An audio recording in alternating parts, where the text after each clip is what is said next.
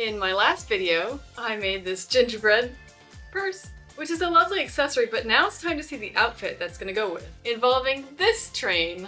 I don't know why I thought making multiple Christmas videos would be a good idea, but I did, so now I'm stuck doing this. Yay, deadline! So the plan is to have a Christmas tree skirt, and then this as the bottom part. I meant to say train. My train? The first step is to assemble the track and see how big the bottom ring is gonna be. I briefly asked my parents to borrow the Christmas train I had as a kid, because I could have made a huge skirt, but it's really heavy and needs to be plugged into the wall. This one runs on battery, even if it's made cheaply in China. But it works. Definitely not dog-proof though. And as expected, this will not be under our tree this year because Sky was having none of it. Enough playing around, time for the real work. I measured the inside and outside diameters of the rail and copied those plus an inch or so onto a paper pattern. I copied 1/4 of that pattern onto poster board and cut it out 4 times, aka making a whole circle.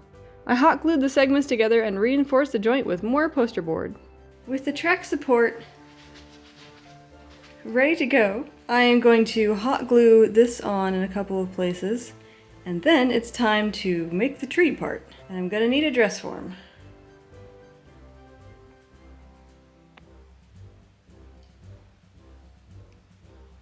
Yeah, I'm gonna pick that one. I hot glued it in a few places, just enough to make the track lay flat because it was warped an awful lot. Oops, I stepped on him. Luckily, my feet were padded.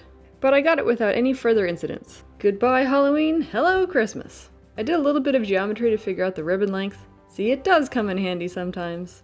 I hot glued one end of the ribbon to the bottom and cut it longer than the 23.5 inches that I calculated. I repeated this 8 more times for 8 equally spaced ribbons with 2 at the back for an opening. To make it level, I pinned each ribbon's 23.5 inch mark to the waistline and adjusted some of it. I have made some truly weird things in my life. So this looks pretty good. Next up is the waistband, but I am really frustrated right now because my embroidery machine pretty much just kicked the bucket. Again, gonna take it in for service this afternoon and hopefully they'll be able to fix it. Not before Christmas because it's 2 weeks before Christmas Day and there's 0 chance they're gonna be able to fix it before then, so some of my Christmas presents are gonna have to be rethought. I brought it refurbished.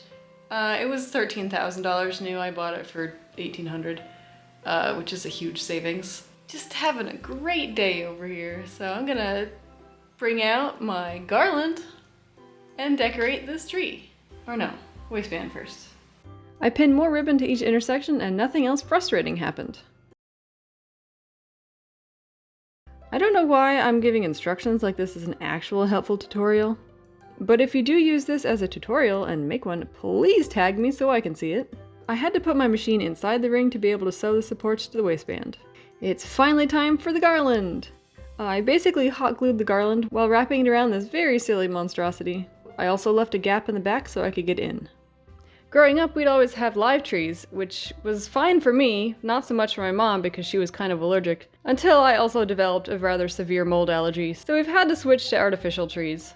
I found our gigantic 9.5 foot tall one on clearance a couple years ago after Christmas. And for the people who think that artificial trees are wasteful because they get thrown out, this one was my great-grandmother's. I have replaced the lights at least twice. It is now time to decorate my tree. Trim the tree? The accessory I'm looking forward to the most is Christmas lights.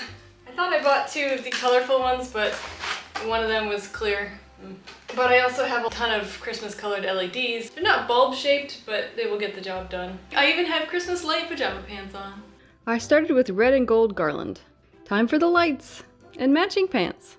And true to form, the lights are already tangled. Eventually I used twist ties to attach the lights, and I did keep these ones mainly towards the front, but I wrapped the less fancy lights all the way around. I know what I'm thinking so far, but what about you? I wanted to say it's decoration time, but it's pretty much been decorating time the whole time. But it is time for ornaments. None of my own ornaments though, those are breakable, and I am not sure about the structural integrity of my hot glue job. I found these at garage sales over the past year because I had this idea last Christmas, but I only had the train idea a few weeks ago. Speaking of the train, before I add any of the people and trees around the train tracks, I want to make sure that the train still works on here. I also have my train shirt. Looking good! The very last step was to glue on the village. I wasn't going to be able to fit an actual village, so I went with model trees for a Christmas tree farm, and a few figures, but look, it's a dog! We used to get fresh trees every year down the road from the house I grew up in, and one year it was so hot that we ended up cutting the Christmas tree down wearing shorts. I don't know where that picture is, but here's a different one. I also checked the train for clearance around the trees.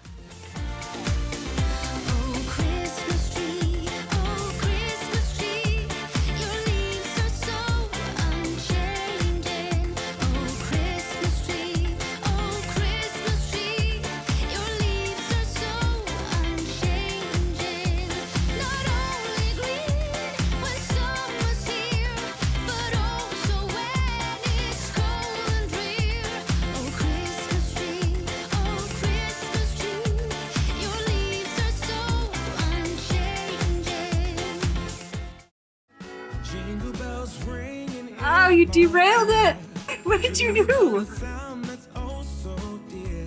Frosty the snowman is all around town. Watch out for reindeers.